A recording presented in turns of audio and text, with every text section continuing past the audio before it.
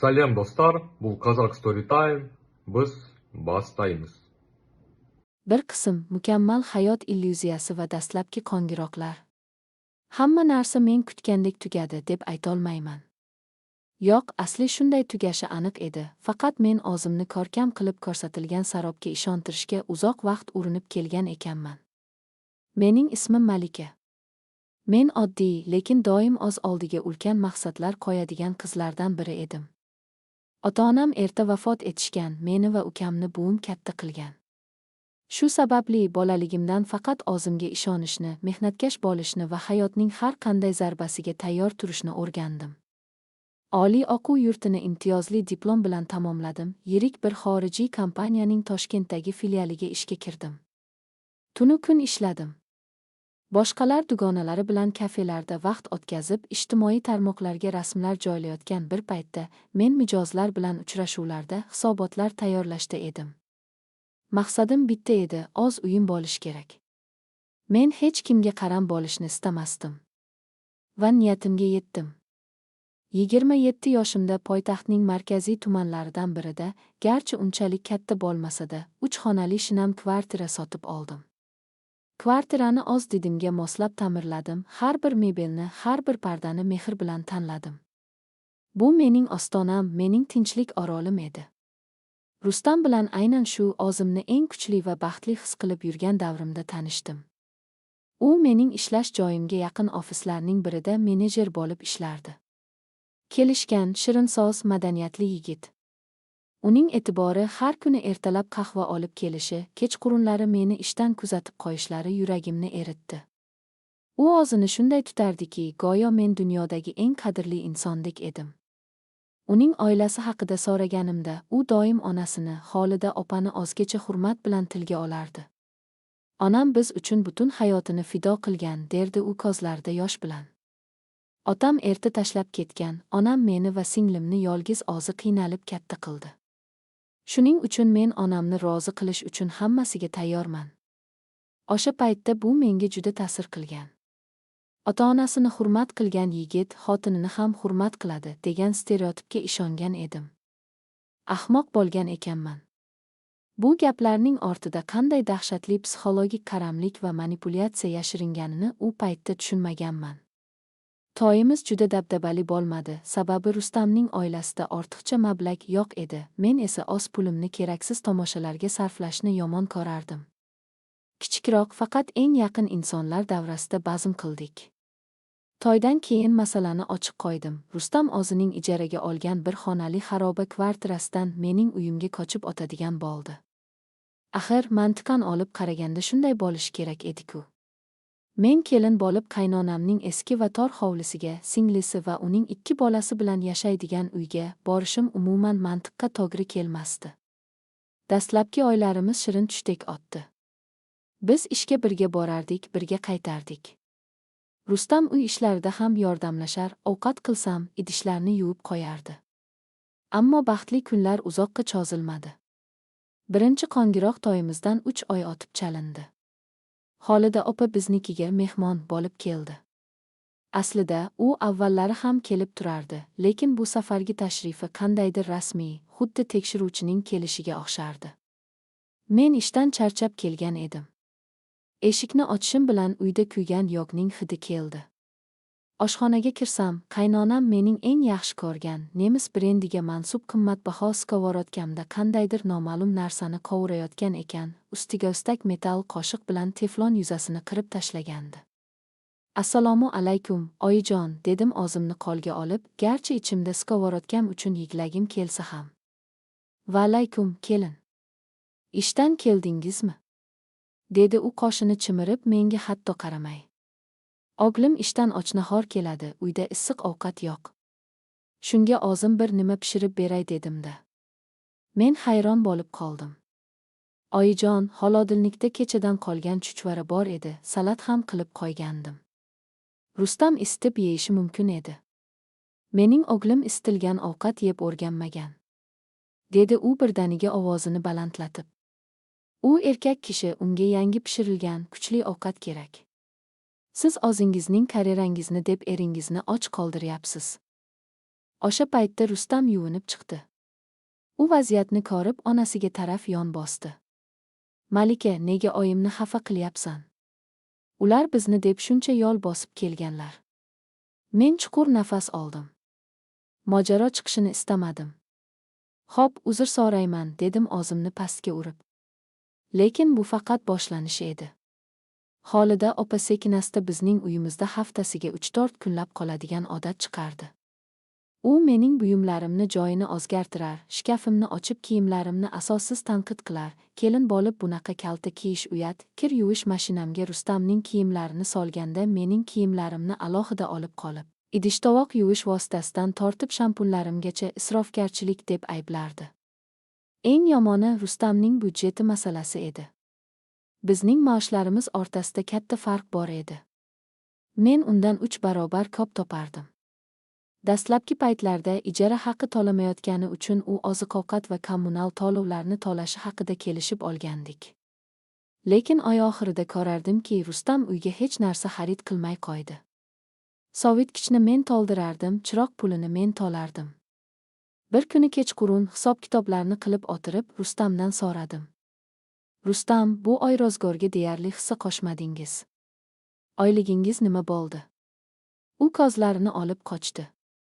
Onamning toblari yo'q edi. Dorilariga va singlimning oqishi uchun kontraktiga ozgina yordam qildim. Ozgina. Butun oyligingizni berdingizmi? Axir biz ham oilamiz-ku.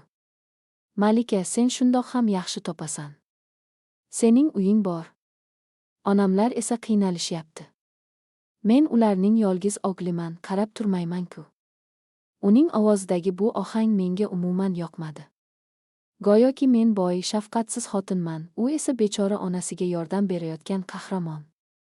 Men u paytda bilmas edimki, Xolida opa asli kasal emasdi. Uning muammolari esa faqat o'zining injiqliklari va dangasa singlisining tugamas ehtiyojlari edi. Va Rustam mening cho'ntagim hisobidan yaxshi o'g'il rolini o'ynashda davom etmoqchi edi. Mening tinch va farovon hayotim sekinasta asabiy va tekinxo'rlar bilan kurash maydoniga aylanib borayotganini men hali to'liq anglamagan edim. Rustamning maoshi qayerga ketayotgani tez orada ochiq-oydin ma'lum bo'ldi. U endi ro'zg'orga deyarli 1 so'm ham qo'shmas, hamma narsani, oziq-ovqat, to'lovlar, hatto uning kiyimlari-yu transport xarajatlarigacha mening zimmamga tushib qolgan edi. Men sabr qildim. Oila bo'lgandan keyin shunday qiyinchiliklar bo'ladi, o'tib ketar deb o'zimni yupatishga harakat qildim. Ammo vaziyat kundan kunga yomonlashib bordi. Tez orada bu tekinxo'rlik zanjiriga Rustamning singlisi Guli ham qo'shildi. Guli 20 yoshli oliygohlarning birida to'lov shartnoma asosida o'qiydigan erkatoy qiz edi. Uning o'qish pulini onasi emas, aynan Rustam to'lardi. Bunga ham ko'z yumdim. Lekin Guli har dam olish kunlari bizning uyimizga kelishni, to'g'rirog'i, mening uyimni 5 yulduzli mehmonxona sifatida ishlatishni odat qildi. Bir kuni shanba tongida uyqudan uyg'onib, hammomga kirsam, javondagi eng qimmat, Fransiyadan buyurtma qilib olib kelgan yuz kremim va tana losyonimning yarmi yo'q. Shkafni ochsam, yaqindagina sotib olgan qimmatbaho ipak ko'ylagim gijimlangan, ustiga qandaydir dog' tekkan holda taxlanmay yotibdi. Jahlim chiqib mehmonxonaga kirdim. Guli divanda yotib olib, quloqiga naushnik taqqancha telefonda kim bilandir kulishib gaplashardi. Guli, dedim ovozimni qattiqroq qilib. U istamaygina naushnikni oldi. Mening kremimni ishlatdingmi? Va anavi shkafdagi ko'ylagimni kiyib ko'rdingmi? Iye, kelinoyi, shunchalik qizg'anchiqmisiz? Dedi u yuzsizlarcha tirjayib. Kecha dugonalarim bilan tugilgan kunga borgandik. Akamdan so'rasam, kelinoyingnikidan xohlagan narsangni olaver, u o'zimizniki dedilar. Ko'ylagingizga ozgina sharbat to'kilib ketdi, yuvib yuborsangiz ketadi. Qonim boshimga urdi. Oz uyimda, oz mehnatim bilan topgan narsalarimga birovning xo'jayinlik qilishi, ustiga ustak Rustamning bunga ruxsat berishi meni oz trubkamdan chiqardi. Rustamni chaqirdim. Rustam, bu nima degan gap? Nega mening shaxsiy buyumlarimni singlingizga ruxsatsiz beryapsiz? Rustam xotirjamgina yelkasini qisdi. Malika nima qipti? U qiz bola-ku. Chiroyli kiyingisi keladi. Sen og'zingga boshqasini olaverasan, oyliging yaxshi-ku. Shunga ham janjal qilasanmi? O'sha kuni uyda katta janjal bo'ldi. Lekin kechqurun eshik qo'ng'irog'i chalindi va ostonada Xolida opa paydo bo'ldi. U xuddi fojiaga uchragan insondek yuz ifodasi bilan kirib keldi. Voy shorim, bitta ko'ylakni deb yolg'iz singlisining ko'nglini og'ritgan oqlima, deb yig'lamsirashni boshladi qaynonam. Kelin, siz bunchalar molparast bo'lmasangiz. Biz bir oilamiz-ku. Sening puling mening pulim degan narsa bo'lmasligi kerak. Men jim turdim, chunki gapirsam portlab ketishimni bilardim. Ular mening hududimga, mening asablarimga tizimli ravishda hujum qilishayotganini tushuna boshlagandim. Ammo eng dahshatli voqealar qish oylarida boshlandi. Noyabrning oxirlari edi. Xolida opa yana biznikiga keldi, bu safar ikkita katta chamadon bilan. Oyijon, bu nima? Deb so'radi Rustam, garchi u hammasini oldindan bilgani uning yuzidan ko'rinib tursa ham. Bolam, uydagi isitish tizimi yorilib ketdi. Tomdan chakka o'tyapti, Guli ikkalamiz sovuqda qotib qolay dedik. Usta chaqirgandik, butunlay ta'mirlash kerak deb aytdi. Ta'mir tugaguncha sizlarnikida turib turamiz, boshqa borar joyimiz yo'q, dedi Xolida opa o'zini jabrdiydadek ko'rsatib. Mening ichimda sovuq bir narsa uzilib ketgandek bo'ldi. Ular kvartiramga vaqtincha emas, butunlay egalik qilish uchun kelishganini sezgandim. Men Rustamni yotoqxonaga tortib kirdim. Rustam, bu nima degan gap? Uyingiz ta'mirga muhtoj bo'lsa, nega menga oldinroq aytmadingiz? Va ta'mirlash qancha davom etadi? Malika, tushun, onam sovuqda qolmaydi-ku. 1-2 oyda tugatamiz, ungacha shu yerda yashab turishadi. Ammo bu 1-2 oy haqiqiy do'zaxga aylandi.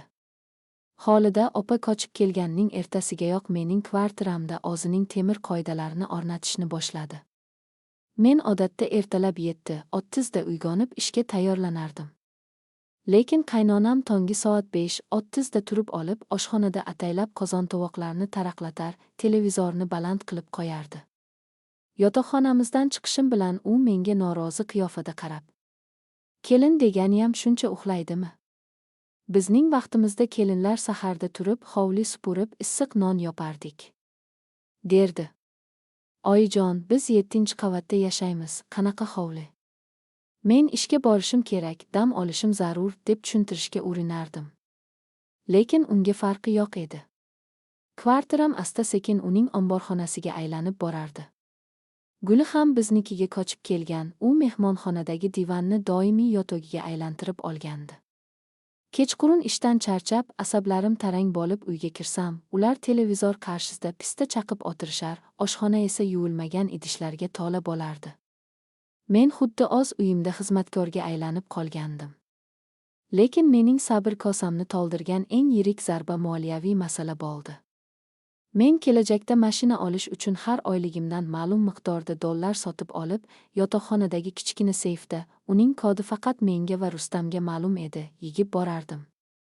U yerda $3000 yaqin pul bor edi. Bu mening ko'z nurlarim, uyqusiz tunlarim va mehnatim evaziga yigilgan pullar edi.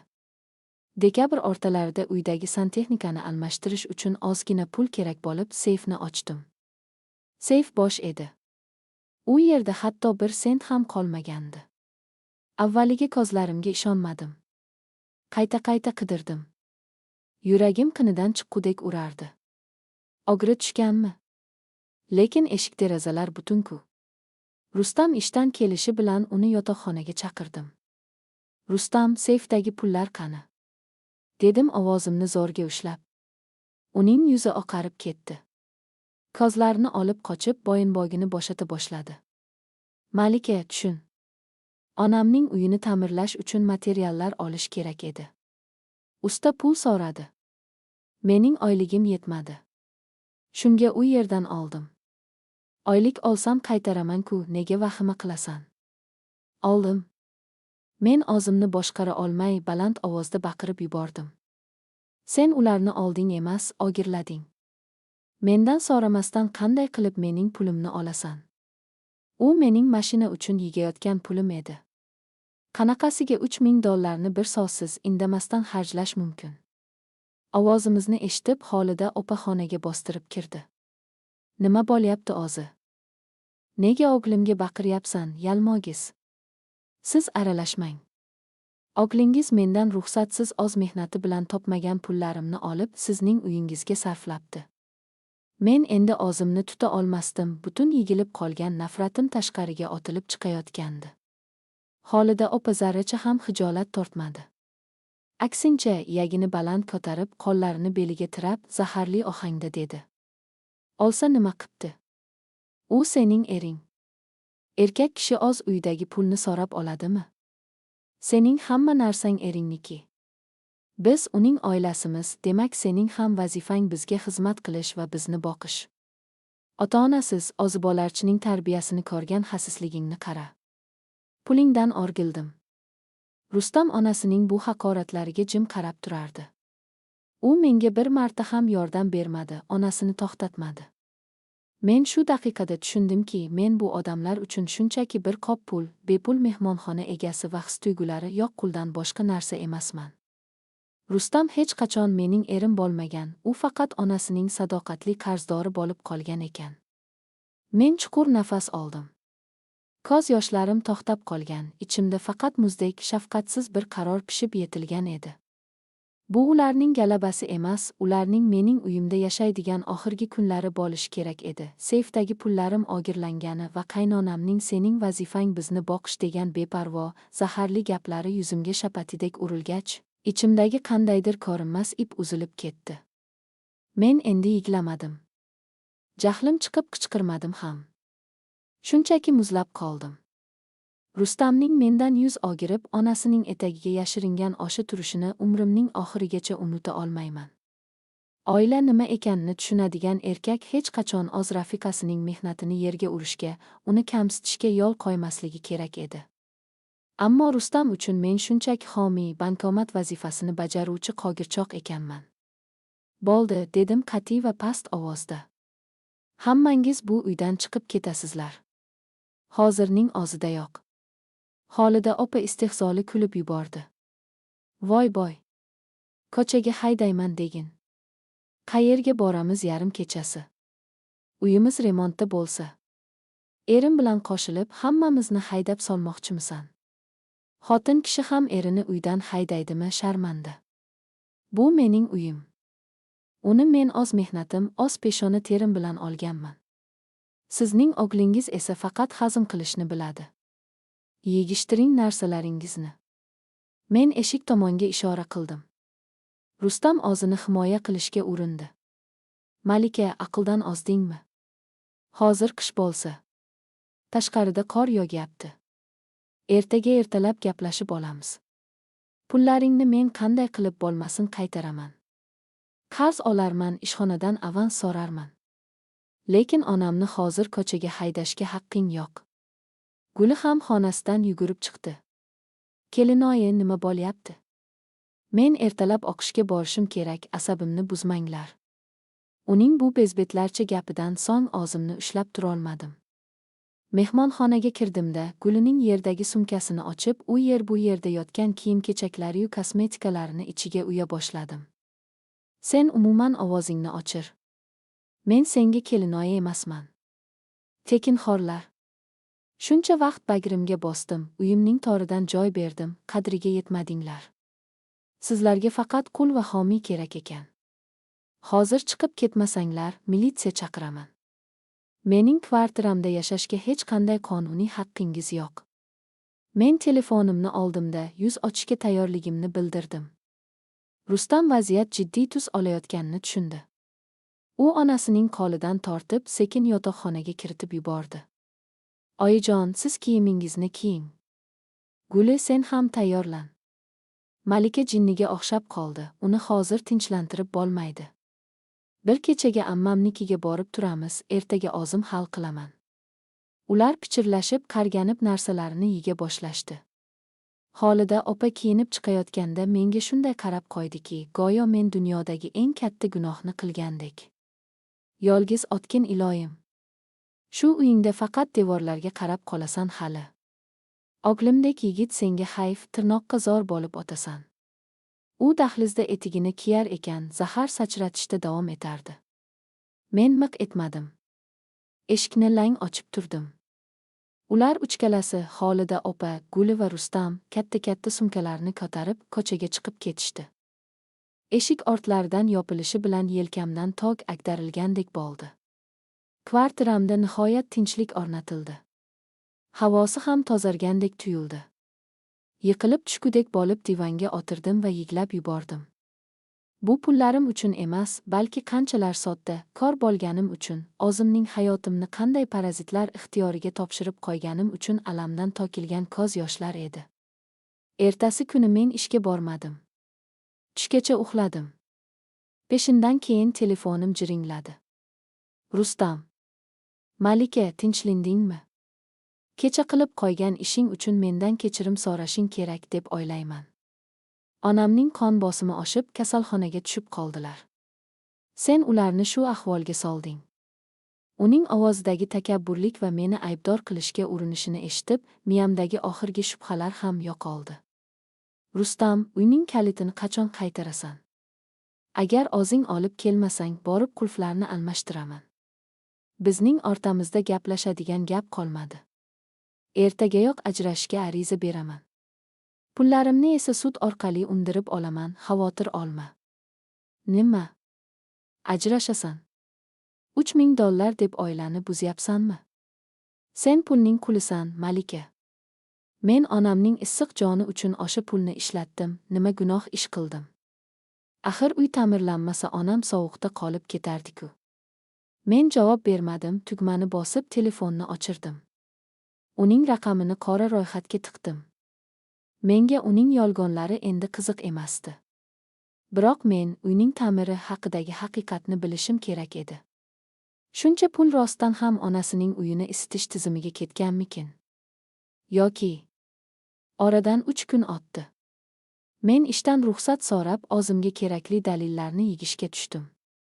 Rustamning ota hovlisi poytaxtning eski shahar qismida joylashgan edi. Mashinamni uzoqroqqa qo'yib, ularning ko'chasiga kirdim. Ostonada hech qanday qurilish materiallari, qum yoki gisht yo'q edi.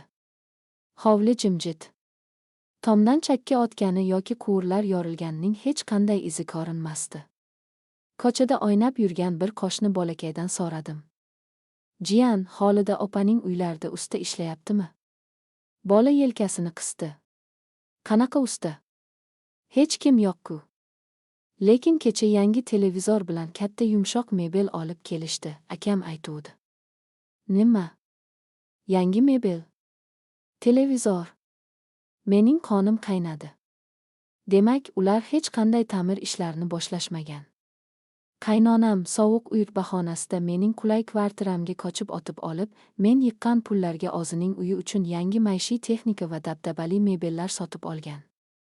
Rustam esa bunga boshqosh bo'lgan yoki butun ssenariyni ularning o'zlari birgalikda o'ylab topishgan. O'zimni qo'lga olishga harakat qildim. Men ularning uylariga bostirib kirib, janjal qilmasligim kerak. Yo'q, aslo. Men qonuniy va xotirjam yo'l tutaman. Rustamning ishxonasiga yo'l oldim. Rustam o'z ofisida qandaydir hujjatlarni to'ldirib o'tirardi. Meni ko'rib rangi ochdi, lekin yonidagi hamkasblariga sezdirmaslikka harakat qildi. Malika, bu yerda nima qilyapsan? U o'rnidan turib meni yo'lakka olib chiqdi. Nega telefonimni bloklab qo'yding? Rustam, senga 2 kun muhlat. Mening $3000 topib kelasin. Men ota hovlinga bordim. Hech qanaqa remont bo'lmayotganini, pullarimga yangi mebel, televizor olinganini juda yaxshi bilaman. Agar chorshanbagacha pulimni bermasang, men seni ogirlik ustida politsiyaga beraman. Men seyfdagi pullarimning bankdan yechib olingan sanalarini, u pullarning qayerga ketganini bemalol isbotlab bera olaman. Sening onangning uyga olib borilgan mebellar bunga dalil bo'ladi. Malika, sen meni qamatmoqchimisan? O'z eringni. Uning ovozi qaltirab ketdi, ko'zlarida haqiqiy qo'rquvni ko'rdim. Sen mening erim emassan, dedim ko'zlariga tik qarab. Sen o'z onangning qulisan, men uchun esa oddiy o'g'risan. Menga pullarimni qaytar, keyin yo'limiz ochiq.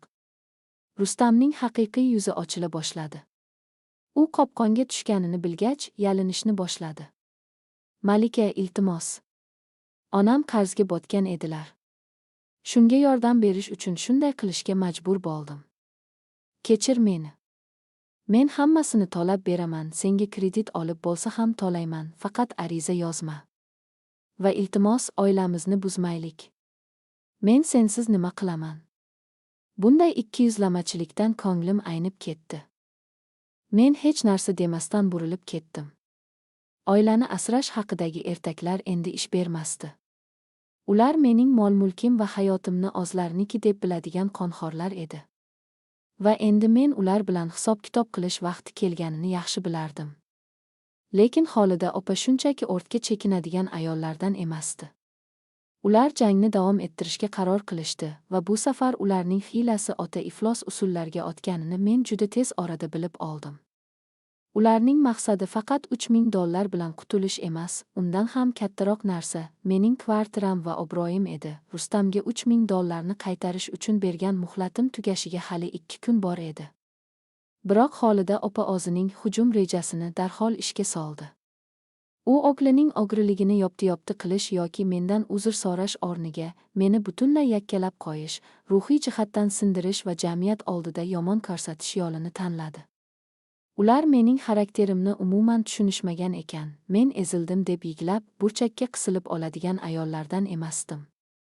Dushanba oqshomi. Ishdan qaytib, endigina og'zimga qahva damlagan edim, telefonim jiringladi. Ekranda Rustamning xolasining raqami ko'rindi. Men u ayolni to'yimizda 1-2 marta ko'rgan edim, xolos. Go'shakni ko'tarishim bilan u tomondan haqoratlar doli yog'ildi. Hoy, ko'rnamak. Sen qanaqa xotinsan o'zi? Yolg'iz o'g'ilni onasidan ayirib, ko'chaga haydashga qanday hadding sigdi? Xolida bechora qon bosimi oshib yotibdi. Uyining remonti chala bo'lsa ham, sening dastingdan muzdek xonada qaltirab o'tiribdi. Eringni yeb bitirding, yalmogiz. Xudo ursin seni. Men xotirjamlik bilan uning sozini bo'ldim. Xolajon, birinchidan, o'zingizni bosing.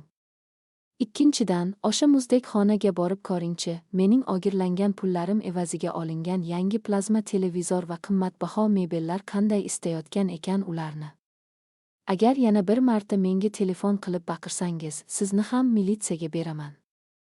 Go'shakni qo'ydim va raqamni qora ro'yxatga kiritdim. Lekin bu faqat boshlanishi edi.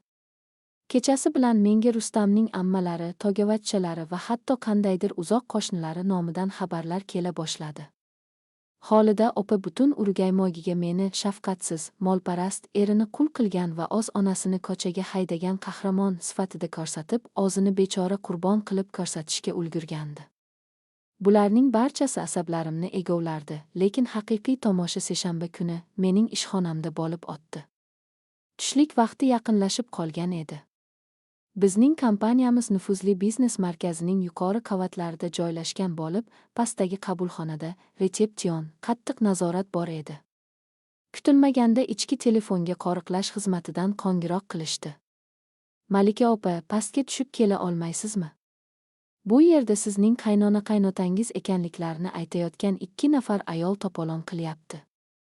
Ruxsatnomalari yo'q, lekin ketishdan bosh tortishmoqda. Barcha mijozlarning e'tibori ularda. Yuragim shuk etib ketdi. Xolida opa va uning singlisi mening ishxonamga kelishga jur'at etishibdi. Ular mening eng katta zaif tomonim, obro'yimga bolta urishni reja qilishgan edi. Men chuqur nafas oldim. Qomatimni tik tutib, qattiq qadamlar bilan birinchi qavatga tushdim. Marmar polli keng qabulxonaga tushishim bilan galati va ayni paytda sharmandali manzaraga guvoh bo'ldim. Xolida opa divanda o'tirgancha yuzini ro'moli bilan to'sib, ovoz chiqarib yiglardi. Uning yonidagi xolasi esa qabulxona xodimlariga qarab baqirardi. Bu qanaqa tashkilot o'zi? Bizning kelinimiz shu yerda ishlaydi, ism-sharifi Malika. U o'g'limizni qon qaqshatib uyidan haydab yubordi. Biz uni insofga chaqirgani keldik. Chaqiringlar uni, hamma ko'rsin qanaqa iflos ayol bularning ichida ishlab yurganini. Qabulxonadagi boshqa kompaniyalarning xodimlari, mijozlar va mehmonlar hayrat bilan ularni tomosha qilishardi. Mening paydo bo'lganimni ko'rib, Xolida opa darhol teatrni kuchaytirdi. U o'rnidan sapchib turib, menga qarab yugurib keldi-da, barmog'ini niqtab baqira boshladi. Mana keldi Malika. Uyim-joyim degan bechora o'g'limning qonini ichgan zalluk. Xudodan qo'rqmaysanmi sen? O'g'limning topgan-tutganini omarganing yetmagandek, uyni ham o'zingniki qilib oldingmi? Qaytar o'g'limning pullarini. Men joyimda qotib turdim. Ular o'zlarining o'g'irligini yopish uchun hujumga o'tishgan va eng yomoni meni o'g'riga chiqarishmoqchi edi. Ular butun ofis oldida meni yuz qaro qilishsa, men qo'rqib ketib, ularning shartlariga ko'nishimga ishonishgandi. Men baland poshnali tuflimda unga bir qadam yaqinlashdim. Ovozimni umuman ko'tarmadim, lekin shunday sovuq va qat'iy ohangda gapirdimki, hatto qabulxonadagi soqchilar ham jim bo'lib qolishdi. Xolida opa, teatr tugadi. Siz hozir jamiyat joyida meni haqorat qilyapsiz va tuhmat qilyapsiz. Mening uyim o'zimniki, o'g'lingizning unga zarracha ham aloqasi yo'q. Ammo sizning uyingizdagi yangi mebellar va televizor mening o'g'irlangan $3000 evaziga olinganini siz ham, men ham yaxshi bilamiz. Men bu sirkkacha o'g'lingizga pulni qaytarishi uchun chorshanbagacha muhlat bergan edim. Ammo siz o'z oyog'ingiz bilan kelib muhlatni bekor qildingiz. Nimalar deyapsan, yuvindiqi? Qanaqa pul? Sen o'zing o'g'lisan. Xolida opa o'zini yo'qotib, qo'llarini pachaq-pachaq qilib menga tashlanmoqchi bo'ldi. Men qo'riqchiga ishora qildim. Azizbek, iltimos, politsiya chaqiring. Bu ayollar jamoat tartibini buzmoqda va shaxsiyatimga tuhmat qilib tahdid qilmoqda. Va barcha videokuzatuv kameralaridagi yozuvlarni saqlab qo'ying, sudga kerak bo'ladi. Politsiya va sud so'zlarini eshitib, Xolida opaning singlisi opasining yengidan tortdi. Ularning maqsadi shunchaki meni qo'rqitish edi. Qonuniy javobgarlikka tortilishni ular umuman kutishmagandi. Ketdik, opa, bu sharmanda bilan gaplashish foydasiz. Xudo o'zi jazo beradi unga, dedi xolasi o'zini oqlamoqchi bo'lib. Ular sokina-sokina binodan chiqib ketishdi. Men qabulxonadagi insonlarga qarab, xotirjamgina uzr so'radim va o'z xonamga qaytib chiqdim. Eshikni yopishim bilan chuqur nafas oldim. Qo'llarim qaltirardi. Bu qanday pastkashlik? Nega insonlar o'z ayblarini tan olish o'rniga shunchalar iflos o'yinlarga borishadi? Bu voqea qat'iyatimni 100 chandon oshirdi. Endi ularni shunchaki qo'yib yuborish haqida gap bo'lishi mumkin emasdi. Tushdan so'ng men o'z ishimni yig'ishtirib, to'g'ridan-to'g'ri shahar ichki ishlar bo'limiga yo'l oldim. Menda barcha dalillar bor edi. Bankdan $3000 miqdorida pul yechib olinganligi haqidagi cheklar. Men bu pullarni o'z maoshim kartasidan yechib, seyfga qo'ygan edim. Uyimda hech qanday begonaning izi yo'qligi va eng asosiysi, Rustamning menga yuborgan ovozli xabarlari hamda Telegramdagi yozishmalari. Men politsiya idorasida tergovchiga hamma narsani taqdim etdim. Rustamning o'sha janjalli kechada yozgan xabari ham bor edi. Malika, iltimos politsiyaga berma. Onamning rozgori uchun 3000 ni olganim rost, tan olaman. Menga vaqt ber, o'zim to'lab beraman. Buni u menga kecha yarim tunda qandaydir tushunarsiz qo'rquv ostida yozib yuborgandi, balki onasi bilmasdan. Bu xabar to'g'ridan-to'g'ri iqrorlik edi. Tergovchi yigit dalillarni ko'rib bosh chayqadi. Siz haqsiz, Malika opa. Garchi sizlar qonuniy er-xotin bo'lsangizda, turmush o'rtog'ingizning sizning shaxsiy jamg'armangizni, ayniqsa u sizning shaxsiy mulkingiz bo'lsa, ruxsatsiz olishi va uchinchi shaxslarga, onasiga sarflashi bu mulkni o'zlashtirish hisoblanadi. Ayniqsa yozishmalar va iqrorlik videolari bor bo'lsa. Biz unga nisbatan surishtiruv ishlarini boshlaymiz. Va politsiya mashinasi harakatga keldi. Ertasi kuni ertalab soat 10larda Rustamning ishxonasiga ikkita tergov-tezkor xodimi kirib borishdi. Ular Rustamni butun ofis jamoasi ko'z o'ngida so'roq qilish uchun olib chiqib ketishdi. Uning mukammal xodim degan niqobi hamkasblari oldida chilparchin bo'ldi. Bu vaqtda men advokat bilan uchrashib, ajrim hujjatlarini tayyorlayotgan edim. Kutilmaganda telefonimga Rustamning raqamidan qo'ng'iroq keldi. Ammo go'shakda uning emas, qaltirab yig'layotgan Xolida opaning ovozi eshitildi. Malika bolam, iltimos, arizangni qaytarib ol. Otinib so'rayman. Militsiya Rustamni olib ketdi. Ular uyni ham tekshirishga kelishdi. Olingan televizor va mebellarni musodara qilamiz deyishyapti. Qo'shnilar hamma narsani ko'rdi. Men sharmanda bo'ldim. Men xotirjamlik bilan uning yigisiga quloq soldim. Kechagina meni butun ishxonam oldida sharmanda qilmoqchi bo'lgan gururli va haq qaynonadan asar ham qolmagan edi. Uning ovozida faqat qo'rquv va sarosima bor edi. Xolida opa, dedim qat'iy ohangda. Siz kecha meni yuvindiqi dedingiz. Mening obro'yimni to'kmoqchi bo'ldingiz. Oglingiz ogri emas, men yalmogiz ekanligimni butun dunyoga jar soldingiz. Qonun qanday ishlar ekan, ko'rdingizmi? Kechir, meni kechir. Men ahmoqlik qildim. Shayton yo'ldan urdi. Malika, pulingni qaytaramiz. Hozirning o'zida o'zimning tillalarimni sotib bo'lsa ham, uyni garovga qo'yib bo'lsa ham topib beraman. Faqat o'g'limni qamatma, iltimos, uning butun hayoti kuyib ketadi. Guli ham qo'rqib ketib, uyning burchagida qaltirab o'tiribdi. U endi go'shakning u tomonida tom ma'noda faryod qilardi. Menga ularning ko'z yoshlari zarra qadar ham ta'sir qilmadi. Erkak kishi o'z qilmishlariga javob berish kerak. Oila bo'lib o'zgalarning haqqiga xiyonat qilganlar jazolanishi shart. Meni kechirim qiziqtirmaydi, Xolida opa. O'g'lingiz tergovchiga barchasini qanday bo'lsa shunday yozib bersin. Pullarim bugun kechgacha advokatimning hisob raqamiga to'liq tushirilsin. Shundan keyingina men arizamni davoyim yo'q degan tushuntirish bilan o'zgartiraman.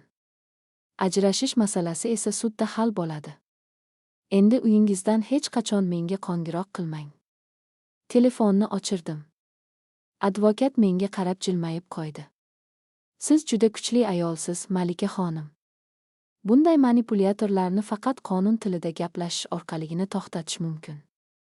Men shunchaki o'z chegaramni himoya qilyapman, dedim derazadan uzoqlarga qarab. 5 qism. Tubanlikning tubi, o'zini oqlash va yangi tong, yakun.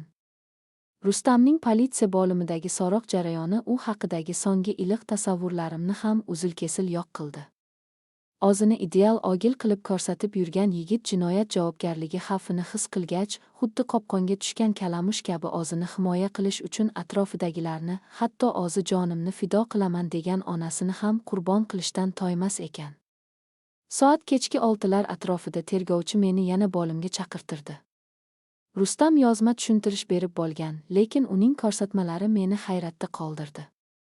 Tergovchi qog'ozni oldimga qo'ydi. Malika xonim, turmush o'rtog'ingiz o'g'irlik faktini tan oldi.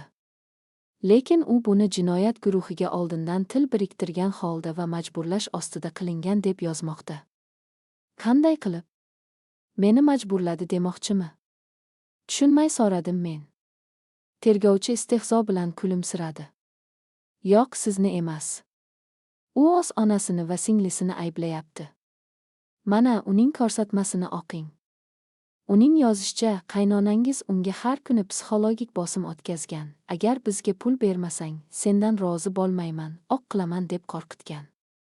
Seyfdagi pulingiz haqida ham Xolida opa oldindan bilgan va o'g'lini o'g'irlashga undagan. Shuningdek, xarid qilingan mebel va televizorni ham onasining talabi bilan, yomon kelinning puli o'zimizga buyursin degan niyatda qilishganini yozibdi. Turmush o'rtog'ingiz barcha aybni onasining kiftiga yuklab, o'zini jabrdiydadek ko'rsatyapti. Qog'ozdagi yozuvlarni o'qir ekanman, ko'zlarimga ishona olmasdim. O'g'il o'z onasining ustidan jinoiy ko'rsatma berib o'tirsa-ya. O'g'rilik qilib olib borib bergan pullari bilan maqtanib, ko'kragiga urib yurgan erkak javobgarlik kelganda, onam majbur qildi, onam jinoyatga undadi deb arzi-dod qilibdi. Bu qanchalar pastkashlik. Xolida opa naqadar makkor va zaharli ayol bo'lmasin, bu vaziyatda o'z farzandining xiyonati unga qilingan eng og'ir jazo edi. Bu uning onasi bilan bo'lgan ishi, dedim men sovuqqonlik bilan, garchi ichimda bu tubanlikdan ko'nglim aynitotgan bo'lsa ham. Mening shartim bitta, pullarim ertalabgacha qaytarilishi shart. Agar qaytarsa, arizamni olaman. Ajrim hujjatlarini esa sudga oshirib bo'ldik. O'sha tunda Rustamning oilasida haqiqiy fojia yuz berdi. Tergovchi Rustamning ko'rsatmalari asosida Xolida opani ham so'roqqa chaqirtirgan edi. Oz o'g'lining unga qarshi yozganlarini eshitgan qaynonamning qon bosimi haqiqatan ham oshib, politsiya bo'limining o'zidan tez yordam mashinasida kasalxonaga olib ketildi. Pul masalasi juda tez hal bo'ldi. Rustam va uning onasi zudlik bilan uydagi bir-ikkita qimmatbaho buyumlarni, shu jumladan yangi olingan televizorni yarim puliga sotishga majbur bo'lishdi. Qolganini qarindoshlaridan qarz havolasiga zorga yig'ishibdi. Ertasi kuni tushdan oldin mening bank hisobimga $3000 soliq tushdi. Ularning qanday qilib bu pulni topgani menga umuman qiziq emas edi. Ular Berovning mulki qanday daxlsiz ekanini hayotiy va achchiq dars orqali o'rganishdi. Hisobimga pul tushgani haqida xabar kelgach, aytgan sozimning ustidan chiqib, politsiyaga bordim va keltirilgan moddiy zarar to'liq qoplangani va davoyim yo'qligi haqida tilxat yozib berdim. Rustamga nisbatan jinoiy ish qo'zg'atilishi to'xtatildi. Lekin uning qo'rqoqligi va onasini sotganligi uning butun urugi ichida sharmandali tamga bo'lib qoldi. Guli esa o'qish pulini to'lolmay universitetdan haydalish arafasida turardi, chunki endi ularning asosiy bankomati men yopilgan edim. Ajrim sudi 2 oydan keyin bo'lib o'tdi. Bizda farzand yo'q edi, mol-mulk, kvartiram esa to'ydan oldin o'zimning nomimga olingani uchun Rustam unga da'vo qila olmadi. U sud zaliga bir ozi yelkasi qisilgan, ko'zlari yerga qaragan holda keldi. U qachonlardir men ko'rib sevib qolgan o'sha kelishgan, ishonchli yigitdan asar ham qolmagandi. U o'zining ikkiyuzlamachiligi, parazit qadriyatlari botqogiga botib ketgan, irodasiz bir odamga aylangandi. Sudya bizga yarashtirish muddatini ham bermadi, chunki ikkala tomon ham qat'iy ravishda ajrashishni so'radi. Biz qonunan mutlaqo begona insonlarga aylandik. Sud zalidan chiqayotganimizda Rustam oldimga kelib, aybdor ohangda dedi: Malika, hayotimiz shunday tugashini xohlamagandim. Men rostdan ham seni yaxshi ko'rardim. Faqat onam va oilamning o'rtasida qolib ketdim. Men to'xtadim. Uning ko'zlariga qaradim, lekin hech qanday gazab yoki nafrat his qilmadim. Faqat chuqur befarqlik bor edi. Rustam, sen o'rtada qolib ketmading. Sen tanlov qilding. Lekin sening fojiang shundaki, sen tanlagan odamlarning o'zi ham senga suyanishga arzimaydigan shaxslar edi. Sen mustaqil erkak bo'la olmading. Oz ayoli, oz oilasi, bizning oilamiz uchun qalqon bo'lish o'rniga sen onangning tekinxo'r va manipulyator siyosatiga qurol bo'lding. Baxtingni top. Ammo mendan uzoqroqda. Burilib ketdim va orqamga boshqa qaramadim. Oradan 1 yil o'tdi. Hayotim butunlay o'zgardi, to'g'rirog'i o'z iziga qaytdi. Men ishda ko'tarildim, kompaniyaning moliyaviy direktori o'rinbosari bo'ldim. O'sha seyfimdagi pullarga ustama qo'shib, orzu qilgan mashinamni ham sotib oldim. Kvartiram endi har doimgidanda yorug', toza va tinchlikka to'la. U yerda meni hech kim tanqid qilmaydi, kiyimlarimni kiymaydi, qimmatbaho kremlarimni yashirincha ishlatmaydi. Rustam va uning oilasi haqida boshqa eshitmadim, eshitishni ham xohlamayman. Faqat uzoq bir tanishlardan bilishimcha, Xolida opa kasalxonadan chiqqanidan keyin o'g'li bilan munosabatlari ancha sovuqlashgan. Rustam esa hamon o'sha xaroba bir xonali kvartirada ijarada yashayotgan ekan, maoshining yarmini hamon onasining injiqliklari va qarzlari uchun to'lab yurganmish. Ular o'zlarini parazitlardek tutishni odat qilishgan va bu ularning peshonasiga yozilgan o'z jazosi. Men bu og'ir tajribadan o'zim uchun juda katta dars oldim. Ayol kishi turmushga chiqayotganda nafaqat erkakni, balki uning ortidagi oilani, ularning dunyoqarashini ham tanlar ekan. Mening o'g'lim, u sening ering bo'lsa ham, birinchi navbatda mening mulkim, deydigan qaynonalar va onam nima desa shu, men unga qarshi bora olmayman, deydigan irodasiz o'g'illar bilan baxtli oila qurishning iloji yo'q. Mehribonlik, hurmat, bu ikki tomonlama jarayon.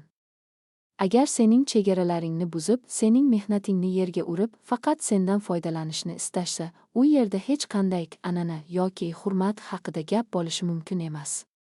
Sevgi o'z qadr-qimmatingni yo'qotish evaziga saqlanib qolinmasligi kerak ekan. Men o'zimni va o'z chegaralarimni himoya qilishni tanladim. Va bu mening hayotimda qabul qilgan eng to'g'ri, eng yorug' qarorim bo'ldi. Kvartiramning kalitlarini har safar ochayotganimda, men u yerda meni kutib turgan eng aziz insonim, o'zimning ozligim borligini his qilaman. Endi mening qoidalarim, mening hayotim va mening tinchligim hukmron. Va u uchinchi shaxslarning, ayniqsa tekinxo'rlarning muhokamasi uchun yopiq. Songi.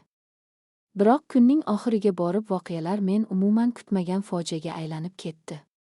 Oz onasi va singlisining bosimi ostida, politsiyada qamab qo'yilishdan qo'rqqan Rustam telbalarcha bir qarorga kelgan edi. Bu qaror uning Oz oilasining ichida portlagan bombaga aylandi. U qutulish uchun Oz onasini ayblab, politsiyaga qanday ko'rsatma berganini eshitganimda, men bu insonlarning qanchalar tuban ekanligiga yana bir bor amin bo'ldim.